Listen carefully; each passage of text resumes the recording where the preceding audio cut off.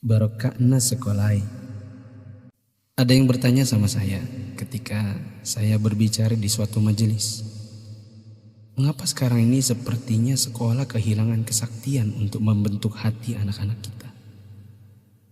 Ini pertanyaan dan bukan pernyataan saya. Saya hanya mampu menjawab begini. Dulu orang tidak sekolah setinggi sekarang ini. Bahkan di kampung tak ada yang hebat berteori pendidikan sedahsyat hari ini. Bisa dibilang teori pendidikan sekarang mungkin sudah menyentuh langit ketujuh. Tapi sebenarnya ada yang hilang, yang disebut dengan keberkahan. Keberkahan bukan buatan manusia, melainkan pemasena puange, rahmat Allah. Bukan sekolah yang membuat orang sukses, tetapi Allah lah yang berada di balik semua kesuksesan manusia dalam usahanya. Maksudnya, secara khusus saya mengajak Anda yang berusia 40 tahun ke atas untuk menengok sejenak ke belakang. Balik.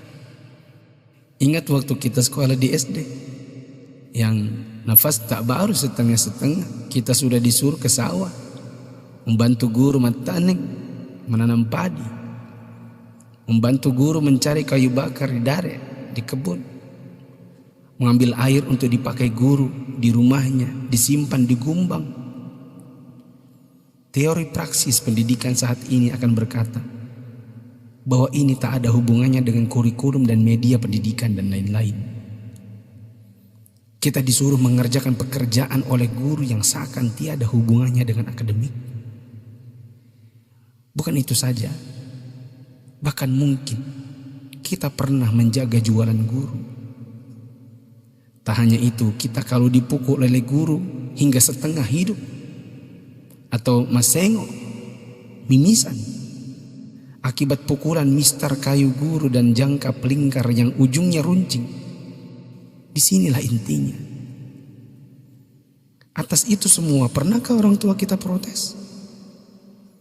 Pernahkah orang tua kita mengeluh dengan tugas-tugas tadi? Pernahkah orang tua kita melarang kita ikut ekskul dalam tanda kutip yang saya sebutkan tadi, mencari kayu, mengambil air? Sama sekali no. Orang tua kita tidak pernah mempersoalkan.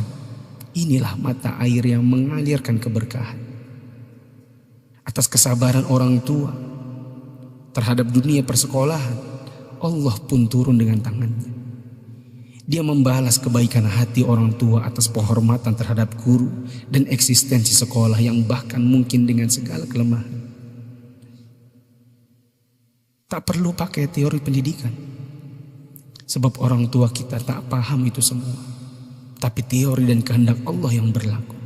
Inilah yang disebut dengan barakah, keberkahan. Boleh jadi kita sudah jauh berjalan, tapi mari kita tengok sejenak betapa hebatnya pendidikan orang dulu. Kebodohan guru zaman dulu dengan ekskulnya, serta kesabaran orang tua dengan ketidakpahamannya, rupanya mengusik Allah Ta'ala dengan menurunkan barakah pamasya atas berkat rahmat Allah. Bukan hanya bagi guru, tidak juga hanya untuk orang tua. Bahkan keberkahan itu pun dinikmati oleh anak didik.